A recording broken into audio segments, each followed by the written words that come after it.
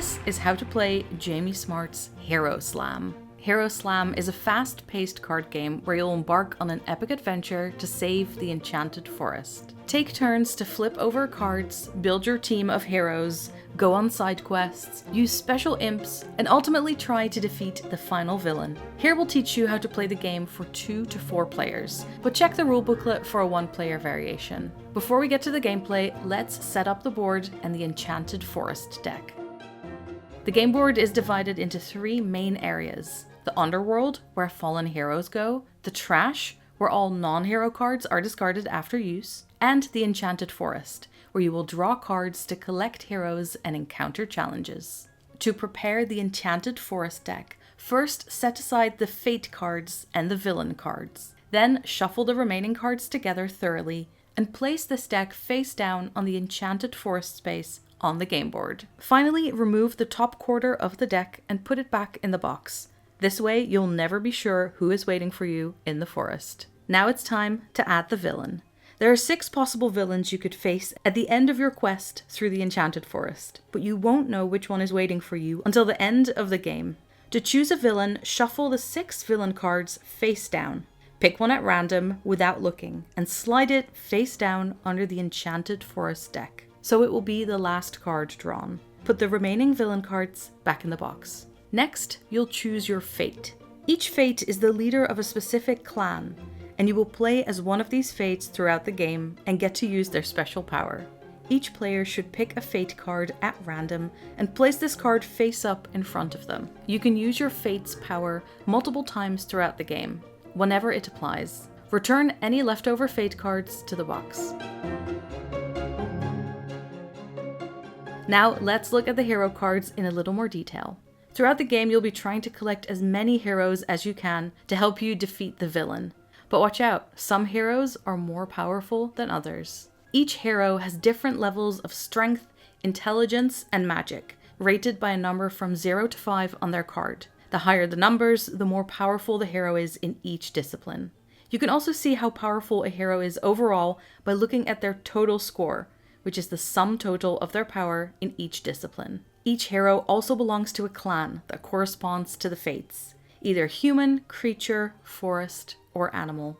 You can collect heroes from any clan during the game, but collecting more heroes from your fates clan will give you a greater chance of defeating the villain at the end of the game.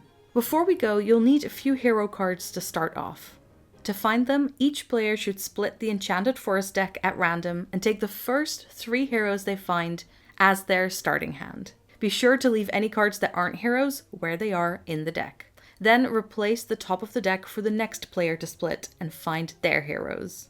You'll also want to give each player a quick play card to help them remember which actions they can take throughout the game. The youngest player is the first to start. Now we're all set up, let's start playing. Begin each turn by flipping over the top card of the deck and placing it on the number 1 spot on the game board. What you get to do on your turn will depend on which card you flip over. It could be a hero card, a side quest card, an imp card, a fight card, or the Underling. Most cards in the deck are heroes, so let's have a look at what happens if you flip over a hero card.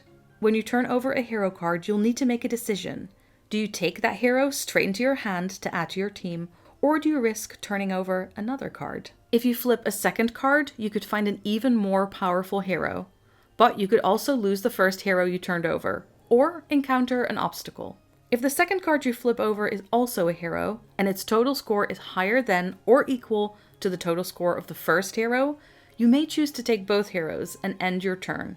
Or you can risk turning over a third card to try and find an even more powerful hero. If the third card is also a hero and its total score is higher than or equal to the hero on the number 2 spot, you get to keep all 3 heroes. Hooray! Add them to your hand and end your turn. However, if at any point the hero you turn over is weaker than the previous hero, all of the previous heroes you flipped will storm off in a huff and you'll only get to keep the last hero. So keep an eye on the hero's total score when deciding whether to risk it. If this happens, add the last hero you turned over to your hand and put the previous heroes back in the middle of the Enchanted Forest deck. Then end your turn. Now let's look at what happens if you turn over another type of card at any point, starting with Imp Cards. Imps are powerful little sprites with magic abilities that can be used at any point in the game.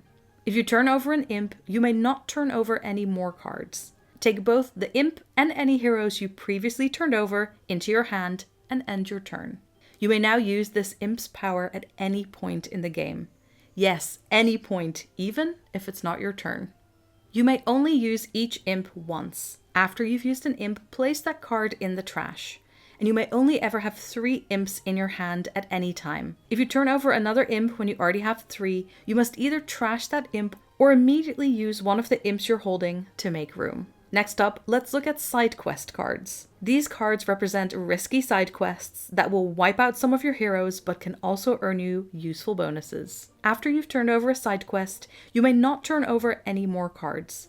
Take any heroes previously turned over into your hand, then you must embark on your side quest. Side quests only affect the player who turned over the card. Read the description on the side quest card to see which of your heroes will be threatened by it. Place any heroes who were wiped out by the side quest in the underworld, then end your turn. After you've completed a side quest, keep it in front of you next to your fate card. At the end of the game, you'll be able to use it as a special bonus to boost your score when facing the villain.